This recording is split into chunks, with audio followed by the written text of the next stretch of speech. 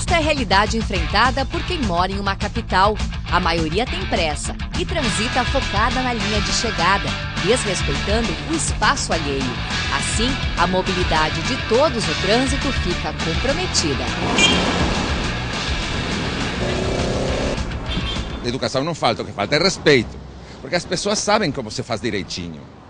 O que passa é que muitas vezes eles não querem fazer direito. A forma como as pessoas vivenciam o trânsito é a manifestação da forma como elas observam o espaço público e como que elas lidam com o convívio social. É a questão da gentileza, né? Que é a questão, por exemplo, de saber que quem tem o veículo na mão e quem tem o veículo automotor mais ainda, ele tem uma arma de 1 tonelada na mão, então ele deve ser o sujeito mais preocupado no trânsito e o que mais cuida do outro. Veja no TVE Repórter quais as dificuldades enfrentadas por motoristas, pedestres e ciclistas para dividir o mesmo espaço e quais as políticas públicas e iniciativas individuais possíveis para que a velocidade não esteja acima da vida.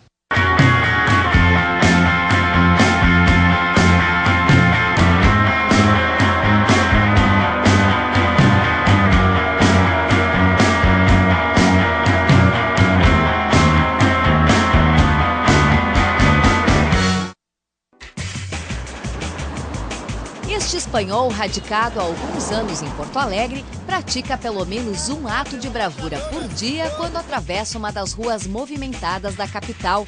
A falta de faixa de pedestre não lhe intimida. Destemido, saca o sinalizador e cruza, enfrentando a fúria das sinaleiras.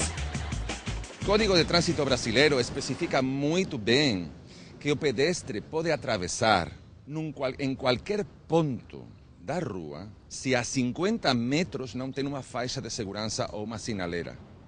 Eu posso marcar que vou atravessar e os carros têm que respeitar. Isso agora, com a sociedade que nós temos, com os costumes mal-educados que nós temos, é suicida.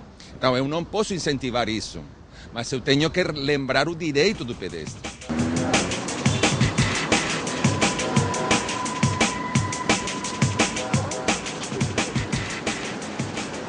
Muitas graças, senhora. Nada. Gonzalo defende maior tempo de semáforo para atravessar algumas avenidas e melhor estrutura nas calçadas. A prefeitura poderia alargar determinadas travessias para que o número de passos fosse menor, tirando a última vaga do estacionamento, fazendo uma espécie de ilha na calçada, para que as pessoas que têm que atravessar possam esperar e não interrompam o trânsito de pedestres. Nós temos engarrafamentos de pedestres na cidade. Nós temos problemas com calçadas, né? Nós temos problemas com falta de segurança. Então, se uma pessoa tem que sair e ir numa padaria a 3 quadras, ela prefere ir de carro porque tem medo de ser assaltada. Temos que melhorar isso aí também. Hoje, há locais em que o tempo é de apenas 10 segundos. Independente do sinal estar vermelho ou verde, se houver um pedestre na faixa de segurança, o motorista do veículo, obviamente, tem que parar o veículo e dar a prioridade para esse pedestre, porque não é porque está verde para ele que ele vai arremessar o veículo no pedestre. Apesar de facilitar a mobilidade de pedestres, a medida poderá comprometer a fluidez do trânsito nos locais onde há maior movimento de veículos. Para este especialista, falta um planejamento integrado de mobilidade urbana entre as diferentes esferas de governo. Elas têm que refletir aquilo que a comunidade, junto com seus gestores, querem de bom para a cidade. Os nossos gestores precisam ter vontade política. Segundo dados do Departamento Nacional de Trânsito, enquanto a população brasileira cresceu 12% nos últimos 10 anos, a frota de veículos subiu 130%. Somente no Rio Grande do Sul, são 53 carros para cada 100 habitantes. E sem infraestrutura adequada para transitar, o custo desses deslocamentos em tempo perdido, mecânica, combustível e saúde é gigantesco. Para mudar esta realidade, Albano defende a utilização de meios alternativos de transporte, como a bicicleta e o ônibus, que além de mais econômicos, proporcionam maior qualidade de vida ao cidadão. Nós precisamos oferecer um bom transporte coletivo por ônibus, né? que tenham horários adequados, frequência de passagem nas estações boas. Nós temos que ter uma tarifa justa, nós temos que ter conforto nos ônibus, porque se há uma tentativa de se fazer uma migração do transporte individual para o transporte coletivo, bom, nós vamos abandonar um veículo onde nós temos muito conforto. Saber sobre os sinais de trânsito é legal. Para ensinar as regras de trânsito a motoristas e pedestres, a IPTC realiza campanhas periódicas na rua com a ajuda deste grupo de teatro. Assim, a instrução fica mais leve e interativa. Neste dia, o foco foram os pedestres. A gente procura chamar a atenção para os usuários, no caso aqui hoje o pedestre, dos riscos que eles correm na medida que eles não seguirem determinados regramentos, como passar o sinal vermelho, andar pela rua, sair fora da faixa, andar com fone de ouvido, que hoje é muito comum, até porque os dados estatísticos apontam que 90% dos acidentes são acreditados a falhas humanas, portanto é uma questão de desatenção mesmo. Parabéns para vocês, esperaram. Primeira coisa, tem que ter calma no trânsito, muita calma. O pedestre consciente, ele tem que ter atenção redobrada. Olhar o sinal, esperar o momento certo de atravessar. O pedestre só atravessa quando tem o bonequinho verde. Foi uma maravilha, porque eu desobedeci, eu passei no vermelho. E aí eu me conscientizei que eles estão muito certos de fazer essa campanha. Por incrível que pareça, Porto Alegre vem tendo uma redução no número de acidentes. Se a gente pegar, por exemplo, o último trimestre de 2013 comparado com 2014, a gente vai ter uma redução, no caso de pedestre, de 17%. A nossa maior conquista. E a campanha da mãozinha continua, apesar de poucos usarem o gesto para sinalizar a intenção de cruzar a rua, quando não há faixa de pedestre. A campanha da mãozinha, ela foi um sinal adicional, algo para facilitar a comunicação entre o pedestre e o condutor. Porque, na verdade, todo condutor que tira uma habilitação, ele sabe que na faixa de segurança não semaforizada, o pedestre tem a preferência. Outro personagem que enfrenta o trânsito agressivo é o ciclista. Dos mais de 400 quilômetros de ciclovias previstos pelo Plano Diretor Cicloviário em Porto Alegre, apenas 20 estão concluídos e sem continuidade, o que dificulta o tráfego das magrelas. O sujeito que opta por ir de bicicleta, ele tem que ter alguma vantagem, no mínimo uma vantagem de fluidez. Se você faz uma ciclovia e coloca 4 ou 5 sinaleiras específicas para ele, tu quebrou a fluidez dele. Para garantir mais investimentos, Esgarbosa defende a aplicação de 20% do valor arrecadado com as multas de trânsito em campanhas educativas e construção de ciclovias. Um valor independente do Caixa Único do município.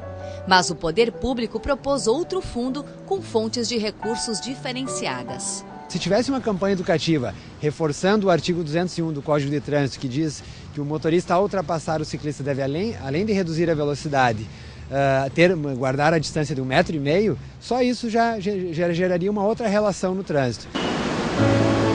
Pelo medo de trafegar na rua, tem muita gente que desiste de adotar a bicicleta como meio de transporte. Para estimular o uso, existe desde 2011 na capital um serviço especializado em ensinar a pedalar com segurança. É o Bici Anjo. Daniele é uma das voluntárias. A primeira recomendação que eu digo é, antes de sair de casa, verificar os freios da bicicleta. Esse é um dos mais importantes, assim. Utilizar o capacete, apesar dele não ser obrigatório por lei, ele é essencial para a segurança. A outra coisa é, antes de sair de casa, tu verificar a rota que tu vai fazer, para que tu chegue ao teu destino de forma mais segura. Pelo Código Brasileiro de Trânsito, a bicicleta também é considerada um veículo e não pode transitar na calçada exclusiva para pedestres. Mas se o ciclista sentir-se ameaçado, pode usá-la como via alternativa. A outra coisa é observar a distância. Quando tu vai pedalar, os ciclistas iniciantes, eles costumam colocar a bicicleta bem próxima do meio-fio e ela tem que ficar um pouco mais afastada para que tu tenha espaço para fazer manobras.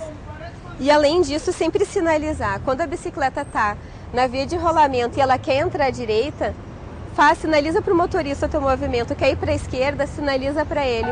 Aprendeu? Agora, quando pedalar, conduz a magrela no mesmo lado dos carros para evitar acidentes e enxergar a sinalização. Vamos lá?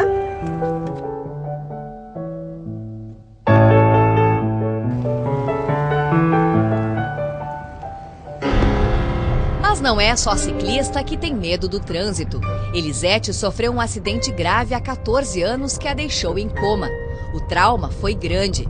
Para voltar a dirigir, buscou a ajuda do grupo Direção Sem Medo, que dá aulas para motoristas já habilitados, ainda inseguros na condução do veículo. Vai ter que olhar para os dois lados, não vendo ninguém, pode ir tranquilo. Os motoristas estão bastante estressados, apressados, sem muita paciência, né? O pedestre também acaba não respeitando a faixa de segurança, o ciclista invade andando, né, meio que no meio dos carros, então fica bem difícil. Se cada um tivesse um pouquinho de consciência, as coisas seriam bem melhores. Alexandre é o instrutor de Elisete. Ele ensina não só a parte operacional do veículo, mas também auxilia na parte comportamental. A maior dificuldade que eu percebo assim, é o domínio do carro mesmo. Muito mais do que com as leis, com as regras de trânsito, é o domínio do veículo. As pessoas ficam assustadas quando tem alguma lomba. Para estacionar, preferem procurar uma esquina, procurar uma garagem tipo de supermercado. Estacionar na rua é uma dificuldade.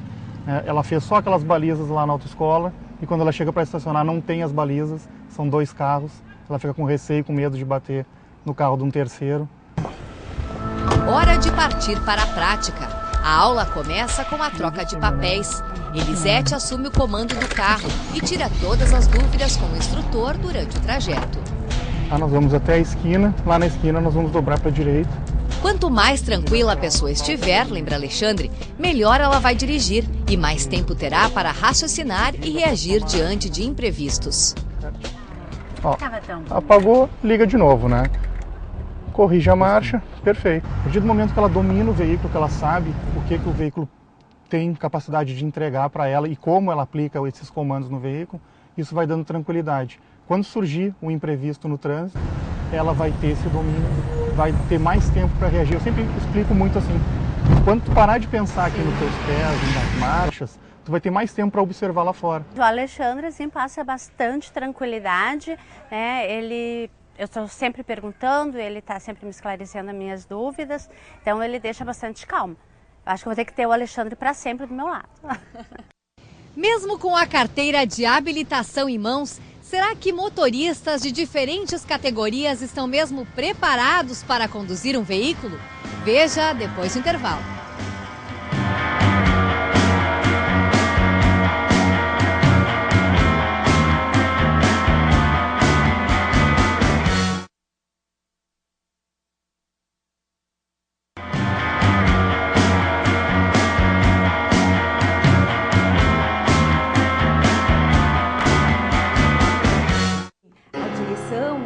Para esta psicóloga especialista em trânsito, boa parte dos traumas sofridos por motoristas são gerados pelo medo de perder o controle do veículo.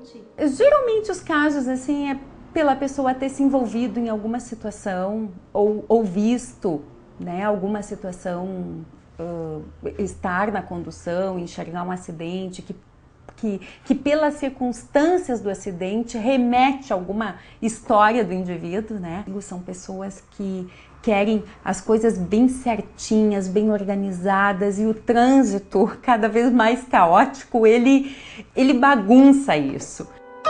Para auxiliar os condutores, Aurinês atende no Instituto de Psicologia do Trânsito Ande Bem, que oferece trabalho preventivo e terapêutico nesta área. Alguns programas são voltados para profissionais que precisam dirigir durante o expediente de trabalho e para pessoas da terceira idade. Nós temos serviços que vão ser direcionados para atendimentos clínicos, como nós temos tanto individual quanto grupal, para medo de dirigir, para a pessoa vencer o seu medo de dirigir, ou para aquelas pessoas que querem aprender a dirigir, tem muita vontade, muita motivação e alguma coisa, geralmente é emocional, que obstaculiza essa conquista. Para obter a primeira habilitação, o motorista deve cumprir 45 horas de aulas teóricas, mais 20 práticas e 5 de simulador.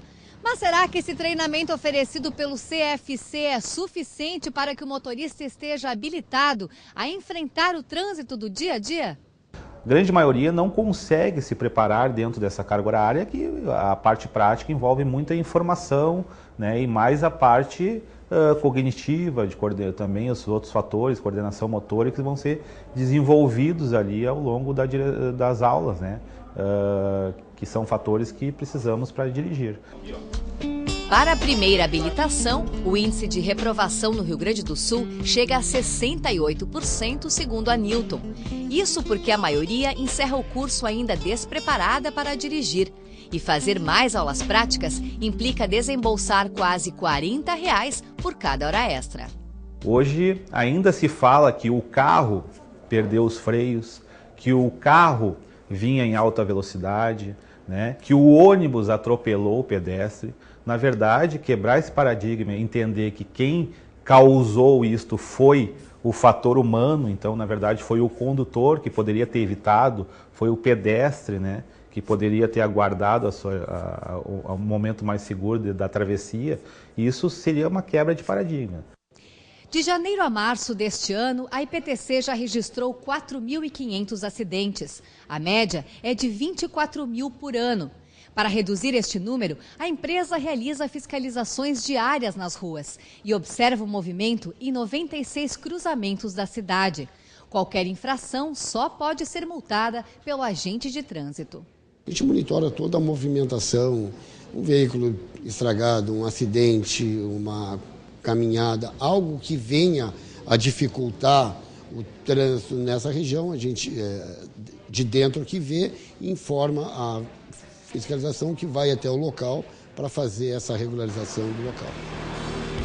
Mesmo com todo o controle, tem motorista profissional que não segue à risca a legislação pela pressão do tempo. Além disso, muitos são contratados sem cumprirem os cursos específicos extras previstos em lei. Dos motofretistas, são exigidas mais 30 horas aula.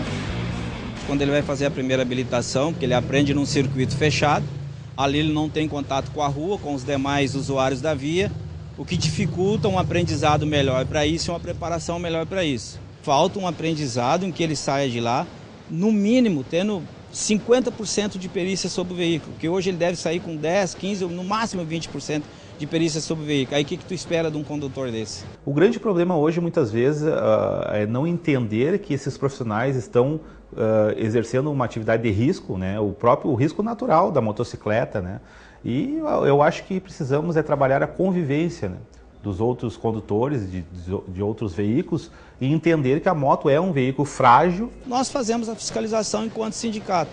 Comprovamos e mandamos para o Ministério Público do Trabalho e também para a Superintendência do Trabalho. Chega lá, infelizmente, nada acontece. E aí, quem paga com a vida somos nós que temos que fazer as entregas.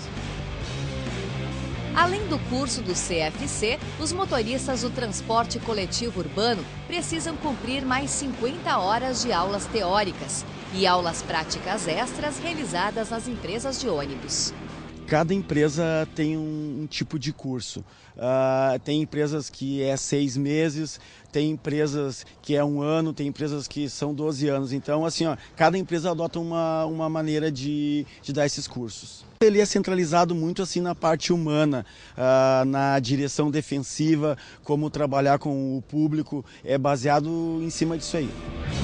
Para Emerson, é difícil respeitar a velocidade permitida nos corredores, com a tabela de horários estabelecida pela IPTC. Hoje a gente vê os horários ainda estão apertados, porque os horários são de anos, né, de existência já, e aí, como a gente sabe, Porto Alegre está crescendo, Porto Alegre tem um monte de obras e a gente tem uma dificuldade grande de fazer os horários, mas a gente procura sempre ser prudente. Tabela das linhas de ônibus são executadas pela distância do terminal até o centro, tá? Dentro de toda uma previsibilidade do que pode ocorrer. Obviamente, se houver um acidente nesse trajeto, ou seja, essa tabela ali não vai ser executada dentro do tempo normal. Para diminuir o número de infrações e acidentes, especialmente os cometidos por jovens entre 18 e 30 anos, a Balada Segura, que em 2014 completa 3 anos, está conscientizando motoristas para os perigos da combinação álcool e direção. O Rio Grande do Sul, hoje, ele já conta com 21 municípios que aderiram à Balada Segura e já desenvolvem ações de educação para o trânsito e de fiscalização. De 2011 para cá, a gente já contabiliza uma redução de mais de 25% dos índices de acidentes com óbitos, né, no estado como um todo. No município de Porto Alegre, né, que conta com a Balada Segura desde 2011, nas noites e madrugadas, a redução das mortes no trânsito chega a quase 40%. Entre as iniciativas que objetivam humanizar o trânsito estão as ações educativas e culturais promovidas pela Fundação Tiago Gonzaga. Há 18 anos, funcionários e voluntários buscam mudar o comportamento de jovens e pais ao volante. A campanha intitulada Vida Urgente virou programa permanente. O trânsito é reflexo da nossa sociedade. A nossa sociedade é agressiva, é competitiva e isso vai estar no trânsito também. A gente ainda corre atrás do prejuízo, né? A gente vai atrás sempre da cura. E há bastante tempo a gente já sabe que tem que se fazer um movimento de prevenção. Na sede da Fundação são oferecidas peças de teatro toda semana para crianças e jovens. Os atores são voluntários que acreditam na causa. Um trabalho de teatro cultural, né, já começa a mudar a cabeça desde cedo da criança. Então tem 4 espetáculos aqui, que é o Contadores de Histórias, o Jogo da Vida, o Últimos Dias de Super-Herói e o Exército de Sonhos, que é para já ir mudando a cabeça desde quando eles são novos, assim, né? Quando meu pai tinha um carro, eu falava para ele, não fala no celular, que eu morro de medo que bata ou acontecer alguma coisa. Coloca o cinto, ou não ficar olhando para o rádio na hora que estiver dirigindo, presta atenção nos sinais, é isso. O seu comportamento, ele não é um único comportamento dimensionado na sua existência, ele faz parte de um espaço onde todos compartilham. E onde há compartilhamento, há de ter, né, sempre direitos e deveres. E esses direitos e deveres, eles exigem o seu cumprimento sob pena, né, da acidentalidade, sob pena das mortes no trânsito.